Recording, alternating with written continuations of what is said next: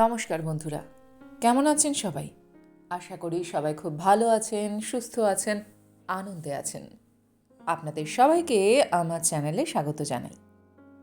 আজ আমি আপনাদের পড়ে শোনাব সরলা বালা সরকারের লেখা গল্প স্মৃতিচিহ্ন।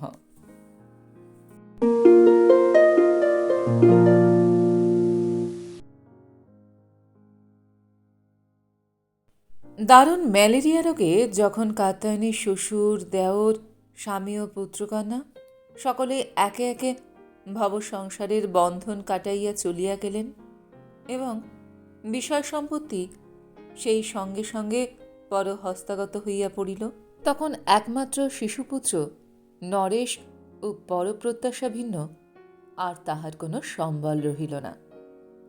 রঘুপুরের মিত্রবংশ চিরদিন বিদ্যা গৌরবের জন্য বিখ্যাত। নরেশের পিতা ও পিতামহ উভয়ই দেশ ও বিখ্যাত পণ্ডিত ছিলেন। সেই বংশের একমাত্র বংশধর নরেশ যে মূর্খ হইয়া থাকিবে একথা মনে থাকিতেও কাত্যায়নীর কষ্ট বোধ হইত। কিন্তু চারিদিকে চাহিয়া তিনি কোনো উপায় দেখিতে পাইলেন না।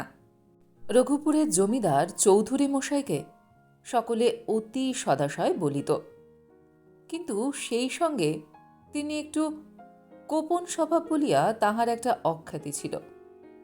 কাত্যায়নী মনে করিলেন, চৌধুরী মহাশয়ের একটু কৃপাদৃষ্টি হইলেই নরেশ মানুষ হইতে পারে।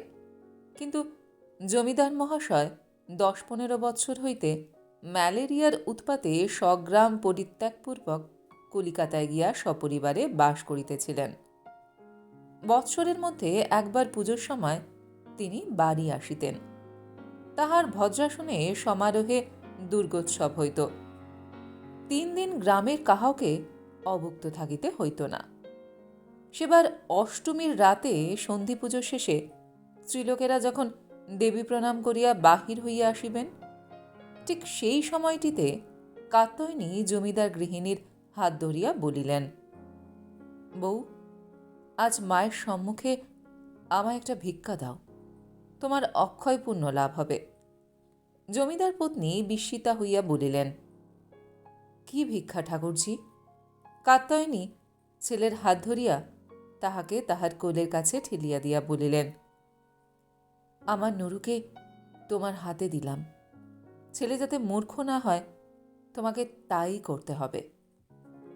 জমিদার পত্নী দুঃখিনী বিধবার এই কাতর প্রার্থনা অপূর্ণ রাখিতে পারিলেন না। তিনি স্বামীর সহিত কলিকাতায় ফিরিয়া যাইবার সময় নরেশকেও সঙ্গে লইয়া চলিলেন।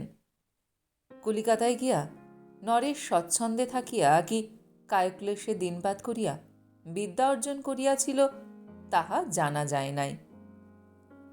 তবে একথা সকলেই জানিল যে নরেশ যখন প্রবেশিকা সাগর সন্তরণে পার হইয়া পুরস্কার স্বরূপ 10 টাকা বৃত্তি লাভ করিল, তখন রায়গঞ্জের রামানাথ বসু স্বয়ং উপযাজক হইয়া তাহাকে তাহার পরমা সুন্দরী কন্যাদানে সমুৎসুক হইলেন।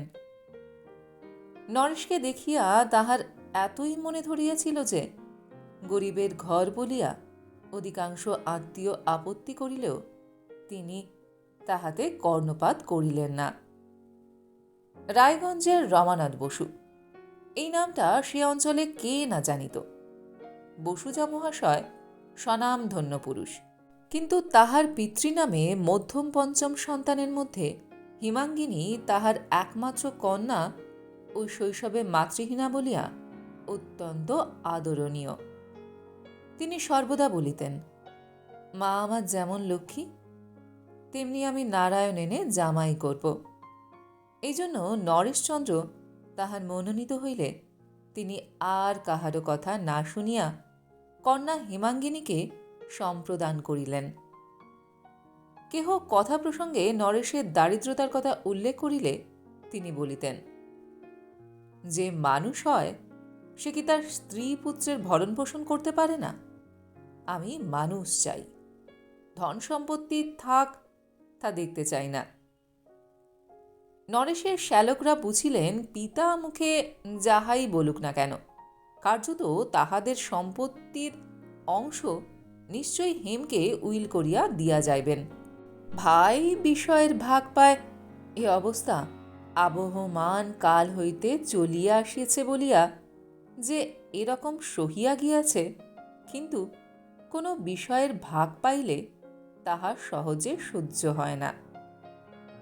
বসু মহাশয় বুদ্ধিমান হইয়াও বুঝিতে পারিলেন না যে এই বিবাহের ফলে হেম তাহার ভ্রাতাদের বিদ্বেষের পাত্রী হইয়া দাঁড়াইল। বিবাহের পর গোলমাল চুকিয়া গেলে নরেশ আবার কলিকাতায় গিয়া চৌধুরী মশায়ের বাড়িতে পূর্বের মতো থাকিয়া পড়াশোনা করিবে।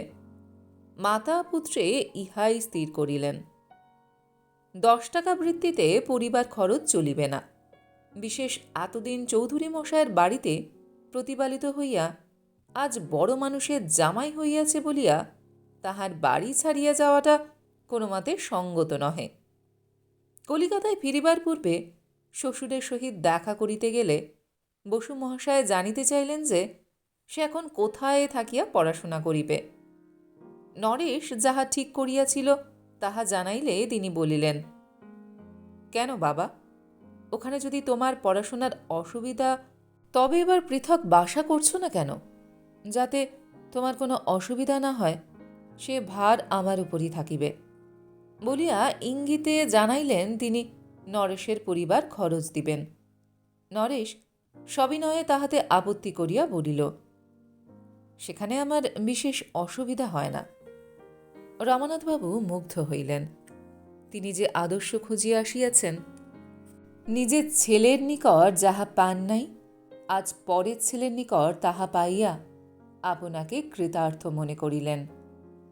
এই তরুণ সৌম্যমূর্তি অন্তরের প্রকৃত পরিচয় যেন সেই সবিনয় আপত্তিকে উপলক্ষ করিয়া তাহার নিকট প্রকাশ পাইল।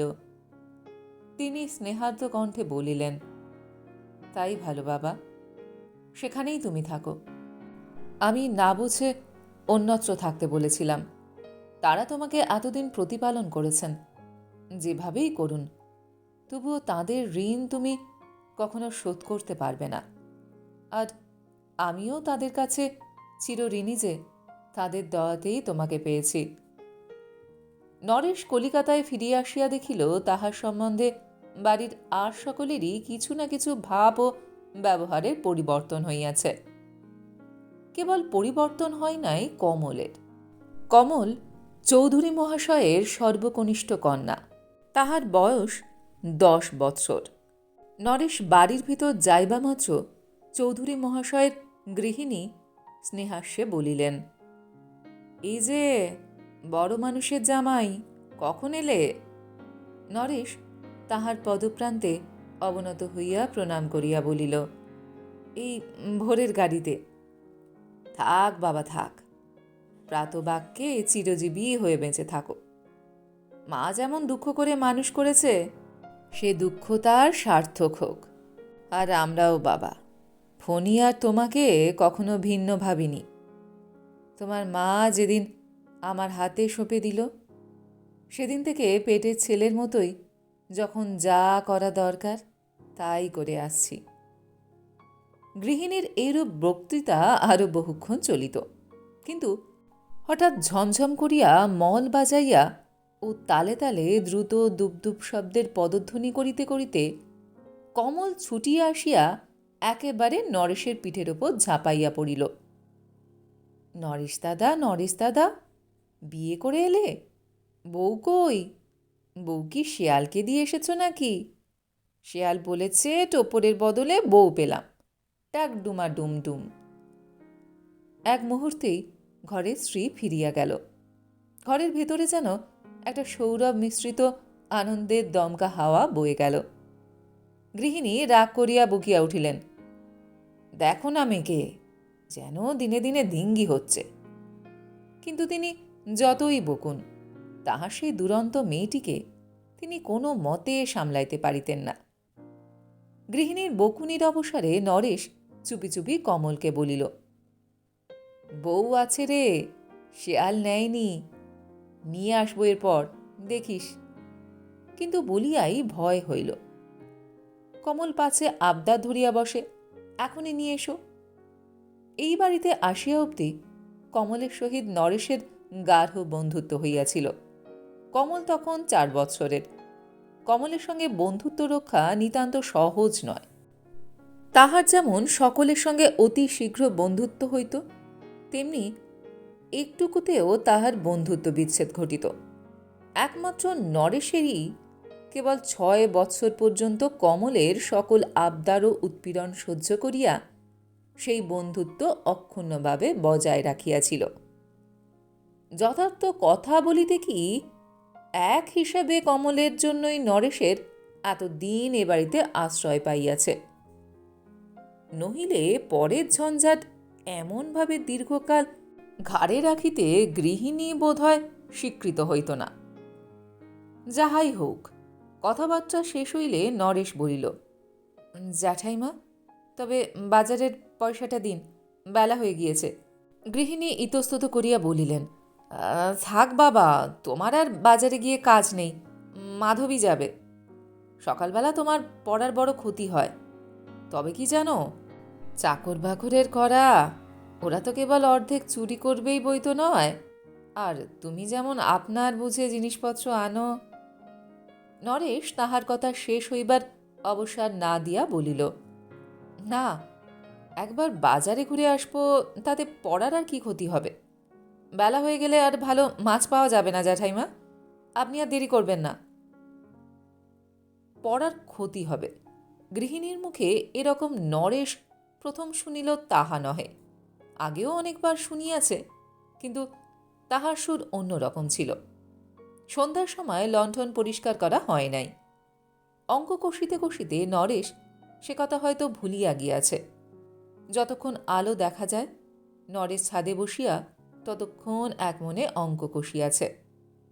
কিন্তু যখন আর চোখে দেখা যায় না, তখনই নরেশের হঠাৎ মনে পড়িয়া গিয়াছে, ও আজ যে আলো সাজানো হয় নাই। তাড়াতাড়ি অপরাধীর মতো নিচে নামিয়া আসিয়া লণ্ঠনে হাত দিবা মাত্র গৃহিণী তখনই বলিলেন, থাক থাক, তোমার পড়ার ক্ষতি হবে, আমি লণ্ঠন সাজাচ্ছি। চাকর পারে না, নষ্ট করে ফেলে। তুমি পারো তাই, নইলে কি আর সাত করে বলি? সন্ধ্যা উতরে গেলে এখন এলেন আলো সাজতে। হয়তো কোনোদিন ছোট খোকা আবদার লইয়াছে। গৃহিণী রাগিয়া তাহার পিঠে ভাদ্র মাসের কিল বর্ষণ করিতেছেন। নরেশ খোকার কান্না শুনিয়া ছুটিয়া গেলেই বলিয়াছেন, থাক থাক, তুমি কেন আবার এসেছ? যাও, তোমার আর ছেলে ধরতে হবে না, তোমার পড়ার ক্ষতি হবে। এটা গেল নরেশের জীবনের কেবল এক অঙ্কের ইতিহাস, কিন্তু তাহার জীবনের আরেকটি অংশ ছিল, যাহার ইতিহাস কেবল তাহার নিজের মনের মধ্যেই লেখা ছিল। অন্যের চোখে সেই ইতিহাস কখনো ধরা পড়ে নাই। সেই ইতিহাস কেবল স্বপ্নের ইতিহাস, অথবা জাগরণ ও স্বপ্ন মিশ্রিত এক অপূর্ব অনুভূতির ইতিহাস।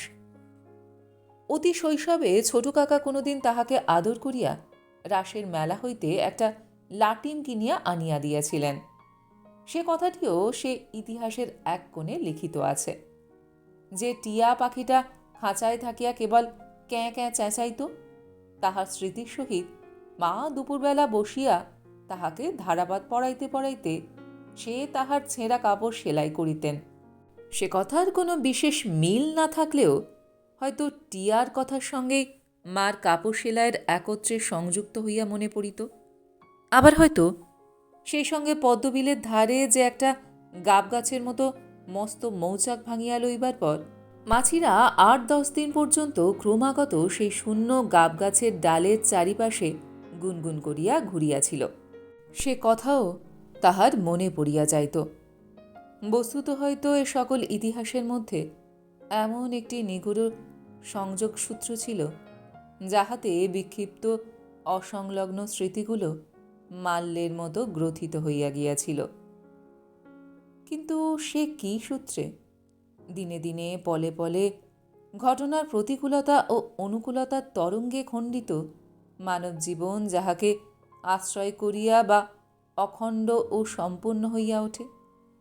দার্শনিক বলেন, কবি বলেন, সে সূত্র ভালোবাসা, আর অন্য কিছুতেই বহুকে এমন করিয়া এক করিতে পারে না। নরেশের সমস্ত বাল্যস্মৃতিও একই সূত্রে গ্রথিত ছিল, সে সূত্র জননী স্নেহ।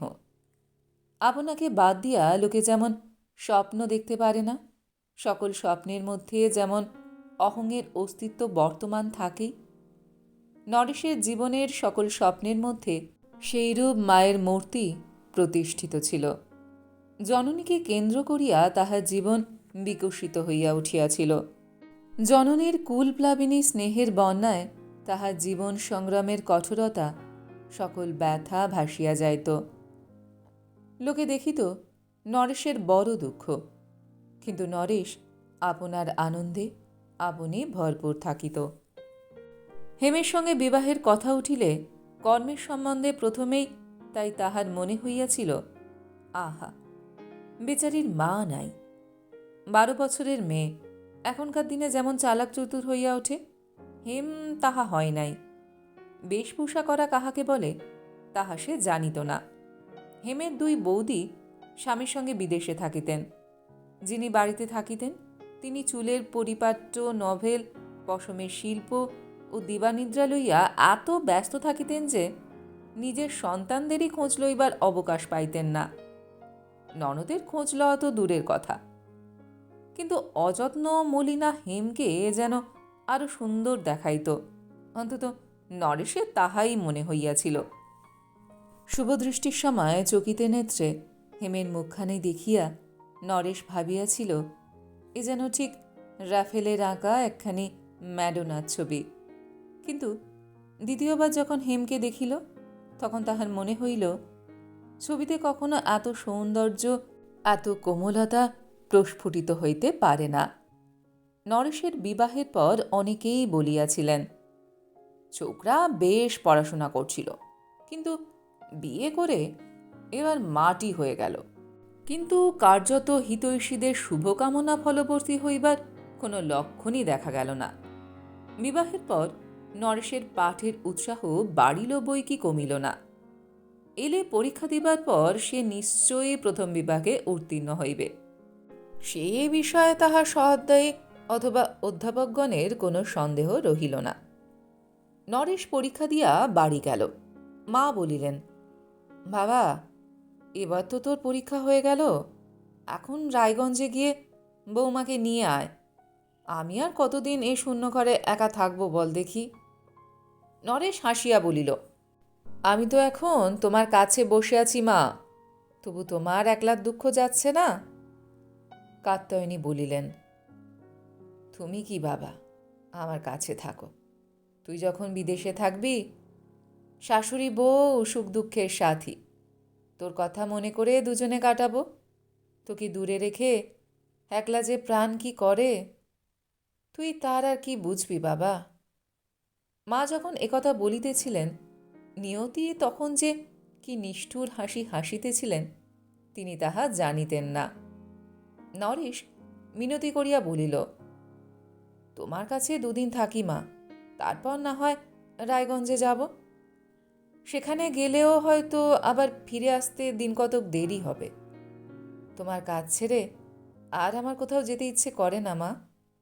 মা হাসিয়া বলিলেন, পাগলা, কবে যে তোর বুদ্ধি হবে। ইহার প্রায় 2 মাস পরে চৌধুরী মহাশয় একদিন খবরের কাগজ পড়িতে পড়িতে হঠাৎ মফস্বলস্তম্ভে একটি সংবাদ পড়িয়া চমকিত হইলেন। সংবাদটি এই, গত শুক্রবার সন্ধ্যার সময় রায়গঞ্জের জমিদার রমানাথ বসু মহাশয় হৃদরোগে মৃত্যুমুখে পতিত হইয়াছেন। সেই দিনই অপরাহ্নে তাহার একমাত্র জামাতার বিসূচিকায় মৃত্যু হয়। বসু মহাশয় জামাতার মৃত্যু সংবাদ শুনিবা মাত্র অজ্ঞান হইয়া পড়িয়াছিলেন, আর তাহার জ্ঞান হয় নাই। বসু মহাশয়ের তুল্য মহাপ্রাণ সদাশয় ও দীনবৎসল জমিদার ও অঞ্চলে আর আছেন কিনা সন্দেহ। ভরসা করি সেই স্বর্গীয় মহাত্মার দৃষ্টান্তে তাহার পুত্রেরাও পিতৃপদানুসরণ করিবেন। বসু মহাশয়ের জামাতা নরেশচন্দ্র অতি সচ্চরিত্র প্রতিভাবান যুবক ছিলেন। বড়ই দুঃখের বিষয় যে ঊনবিংশতি বৎসর মাত্র বয়সে তাহার অকাল মৃত্যু হইল। জামাতার সসম্মানে পরীক্ষায় উত্তীর্ণ হইবার সংবাদ পাইয়া বসু মহাশয় সমারোহে কালীপুজো ও কাঙালি ভোজন করাইয়াছিলেন। উৎসবের সমারোহ মিটিতে না মিটিতেই রায়গঞ্জ অন্ধকার হইয়া গেল। ভগবান এই শোকাভূত পরিবারকে শান্তি দান করুন। চৌধুরী মহাশয় সংবাদ পাঠ করিয়া কিছুক্ষণ স্তম্ভিতভাবে বসিয়া রইলেন। তাহার পর আলবোলার নল ছুঁড়িয়া ফেলিয়া দিয়া অন্দরের দিকে ছুটিলেন। গৃহিণীকে ডাকিয়া বলিলেন, ওগো শোনো, কি সর্বনাশের কথা! কি সর্বনাশ আবার হলো তোমার? নরেশ যে মারা গিয়াছে। নরেশ? কি বলো গো? আমাদের নরেশ? সে যে কালী পূজায় শ্বশুর বাড়ি গিয়েছিল। কার কাছে খবর পেলে? কি হয়েছিল তার? এতগুলি প্রশ্নের উত্তরে চৌধুরী মহাশয় কেবল বলিলেন, কলেরা হয়েছিল। অশ্রুর আবেগে তাহার কণ্ঠরোধ হইয়া গিয়াছিল। চুপ করো, চুপ করো, এ কথা নিয়ে তোলপাড় করো না। কমল শুনলে এক্ষুনি কেঁদে কেটে অনর্থ করবে। আহা, কত কষ্টেই ছেলে মানুষ করেছিল, সবই কপাল। তখন খুব ভোরে পূর্ব দিকে লাল হইয়া উঠিয়াছিল মাত্র। গাছপাতা ঘাস সমস্ত শিশিরে আর্দ্র, কিন্তু কুয়াশা তেমন বেশি নাই। ছিন্ন লেপের ভিতর বাহির হইতে শীতে কাঁপিতে কাঁপিতে হেমাঙ্গিনী তাহার শাশুড়িকে ডাকিল। মা! এক আহ্বানে শাশুড়ির ঘুম ভাঙিল না। হেমাঙ্গিনী আবার ডাকিল, মা ওঠো, বেলা হয়ে গেল। ডাল ধুতে ঘাটে যাবে না? বড়ি হবে কখন? শাশুড়ির এইবার ঘুম ভাঙিল। নিদ্রা বিজড়িত কণ্ঠে বলিলেন, এত ভোরে উঠছিস পাগলির জি? বড় শীত, আয় আর একটু লেপের ভিতর শুয়ে থাক। বউ বলিল, মা যেন কি, ঘুমোলে আর কিছু জ্ঞান থাকে না। দত্তদের বাড়ি থেকে যে 10 ডাল এনেছি বড়ি দিতে, তাকে ভুলে গিয়েছ নাকি? ধুতে বাড়তে কত বেলা হবে বলো দেখি? বড়ি দেয়া হবে কখন? এই বড়িগুলো তুলে দিলে 5 আনা পয়সা পাওয়া যাবে। তবে আমাদের তেল নুন কেনা হবে। ঘরে যে একটুও নেই। বইয়ের কথা শুনিয়া শাশুড়ির নিদ্রা সম্পূর্ণভাবে দূর হইল। বার কতক এপাশ ওপাশ করিয়া হাই তুলিলেন। তারপর তুড়ি দিতে দিতে ও অনুচ্চস্বরে প্রাতঃস্মরণ করিতে করিতে বিছানায় উঠিয়া বসিলেন। বউ ইতিমধ্যে দুয়ারের আগর খুলিয়া ফেলিল। ঘরে আলো দেখিয়া কাত্যায়নী বলিলে, তাই তো, সকাল হয়ে গিয়েছে যে। দুই ধারে ঝোপ ও আগাছার বন, তাহার ভিতর দিয়া নদীর পথ আঁকিয়া বাঁকিয়া চলিয়া গিয়াছে। দুইজনে ডালের ধামা লইয়া সেই পথে চলিলেন। তখন 2-1 লোক উঠিয়াছে। মাঠে খেজুর গাছ হইতে রস পাড়িবার জন্য চাষিরা কেহ গাছের উপর উঠিয়াছে, কেহ বা ভার হাতে নিচে দাঁড়াইয়া আছে। নরেশের মা অন্যমনস্কভাবে এদিক ওদিক চাহিয়া ধীরে ধীরে চলিতেছিলেন। হেমাঙ্গিনী বেলা হইবার আশঙ্কায় আগেই চলিয়াছে। এমন সময় ওগো মাগো এই চিৎকার শব্দ তাহার কর্ণে গেল। তাহার পর আর কোনো শব্দ নাই। চিৎকার শুনিয়া নরেশের মা, ওগো দেখ কি হলো, বলিয়া ছুটিয়া গেলেন। মাঠে যাহারা ছিল তাহারাও দৌড়িয়া গেল। একটু গিয়ায় সকলে দেখিতে পাইল ঘাটের উপর হেমাঙ্গিনী মূর্ছিতা হইয়া পড়িয়া আছে।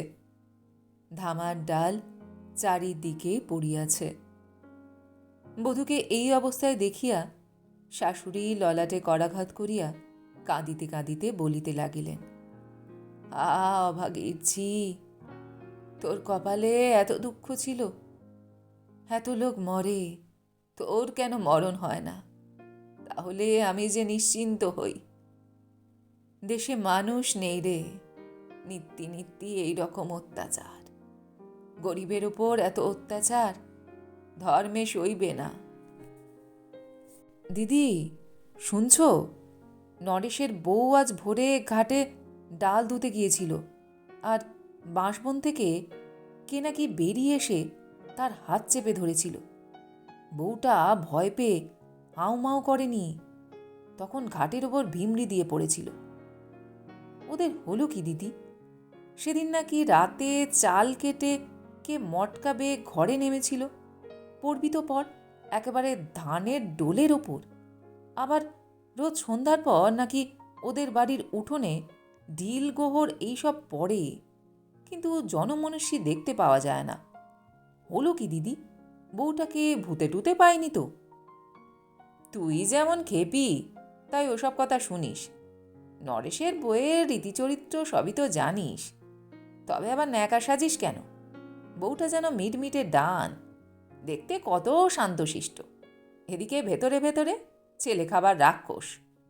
কুমুর মুখে শুনেছি, এ তো মিথ্যে হবার নয়, লোক দেখানো কাঁথা সেলাই করে, দড়ির শিকে বিক্রি করা হয়। যারা নাকি শিকে ভেঙে কাঠ না কেটে পরের ঘরে বড়ি আমসত্ত্ব দিয়ে দিন গুজরান করে, তাদের ঘরে এত আতর গোলাপ আসে কোত্থেকে? কাঁথা সুতো বার করতে বেতের ঝাঁপি খুলছেন। কুমু সচককে দেখে এসেছে। যেদিন আমি কথা শুনেছি সেই দিনই বলেছি, ওর স্বভাব কখনোই ভালো নয়। তা না হলে এত রাজ্যের লোক থাকতে যত লোক যায় ওর বাড়ির মটকায় উঠতে আর ওরই ঘরের বেড়া কাটতে। কই, কত লোকের বউঝি ঘাটে যাচ্ছে, কারুর তো হাত চেপে ধরে না কেউ। ওরই বা হাত চেপে ধরে কেন? সত্যি দিদি, তাও বটে, আমিও তাই ভাবছিলাম। কিন্তু দিদি, বউটিকে দেখলে তো মন্দ বলে মনে হয় না। আহা, মুখখানি যেন রাত দিন মলিন করেই আছে। ওসব ঢং লো ঢং। শাশুড়ি মাগি আবার আমাকে শুনিয়ে শুনিয়ে গাল দেয়। আমি যেন বুঝতে পারি নে যে আমাকেই বলছে। ভুবো আমার সুবোধ ছেলে, সাথেও নেই পাঁচেও নেই, কেউ কোনোদিন তার উঁচু নজরটি দেখেনি। আমার সেই ছেলেটির ওপর ঠেস দিয়ে কথা বলে, আবার বলে ভগবান বিচার করবেন, ভগবান যেন ওর হাত ধরা। হ্যাঁ দিদি, ভুবোর আর মেজোর কথা, দুজনের কথাই বলেছে শুনেছি। নরেশের মা নাকি একদিন তাদের ঘরের কানাচে দাঁড়িয়ে থাকতে দেখেছিল দাঁড়িয়ে থাকতে। বৃষ্টি হচ্ছে, কোথায় যাবে? ঘরের কানাচে দাঁড়ালেই মহাভারত অশুদ্ধ হয়ে গেল। মাগির আসপর্দা দেখ একবার, চাল কেটে ওদের গাঁ থেকে বিদায় করে দিক না গো, আপদ রাখা কেন? কি লো, কার কথা হচ্ছে? বলিয়া রেবতী পিসি আসিয়া আসরে অবতীর্ণ হইলেন। মেনি বলছিল, নরেশের বউ নাকি ঘাটের পথে ভূত দেখে বিমড়ি গিয়েছিল। ভ্রুভঙ্গি করিয়া পিসি বলিলেন, ধর ধর, গলিতে আর পারি না চলিতে। কথা শেষের সঙ্গেই একটা হাসির রোল উঠিল। অঘরের মা পিছন হইতে বলিলেন, দিদি, ওদের কথা আর বলো না, যেন যেমন শাউরি তেমনি বউ হয়েছে। চৌধুরীকে বললেন নরেশের মা, কলকাতায় নিয়ে গিয়ে আমার ছেলে পড়াতে হবে। কর্তা অমনি ততষ্ট। আর আমি যে এত পায়ে ধরে সাতলাম আমার অঘরকে নিয়ে যাও, তা কই শুনলে? এতেই বোঝো দিদি, আর বেশি কি বলবো। বাচ্চার আমার কোনো দোষ নেই, কেবল একটু গাছে চড়তে, পাখি পাড়তে আর একটু সাঁতার দিতে ভালোবাসে। আর হলো খেলতে গিয়ে ইট পাটকেল ছুঁড়ে কদাচ কখনো যদি কারোর কলসি ভাঙলো, তাহলে আর আর রোগকে নেই। তা কলকাতায় তো আর গাছও নেই, পুকুরও নেই, কলসি নিয়ে ঘাট থেকে জল আনাও নেই। বাচ্চার আমার কোনো ঝঞ্ঝাটি নেই। খেলা পেলে তো সমস্ত দিন নাওয়া খাওয়া মনেই থাকে না। কর্তা বললেন, ওর পড়াশোনা হবে না, পড়াশোনা হবে কেবল সেই হাড় হাবাতির ছেলের। যেমন ছেলের বিদ্যের অহংকারে চোখে দেখতে পেতেন না, তেমনি হয়েছে। দর্পহারি মধুসূদন আছেন। রেবতী পিসি বললেন, চি চি, এদের মুখ দেখলে প্রায়শ্চিত্তে করতে হয়। দত্তরা নিঘিন্নি, তাই ওদের হাতের জল খায়। যেদিন বিকালে মুখুজ্জিদের রোয়াকে এই রূপ মেয়ে মজলিস বসিয়েছিল, সেই দিন রাত্রে অন্ধকার ভাঙা ঘরে শাশুড়ি বউতে সুখ দুঃখের কথা হইতেছিল। শাশুড়ি বলিতেছিলেন, কি করব মা, উপায় তো ভেবে পাই না। দেশে এমন লোক নেই যে গরিবের মুখের দিকে চায়।